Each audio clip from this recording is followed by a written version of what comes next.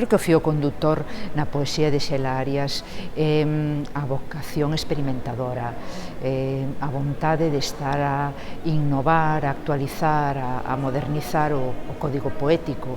Creo que esa experimentación vertebra toda a súa obra. Maniféstase máis nuns libros, menos, tal vez noutros, pero sempre estivo aí desde o seu comezo. E creo que tamén ese trazo é o que a fai diferente a todo o que se estaba a escribir no momento.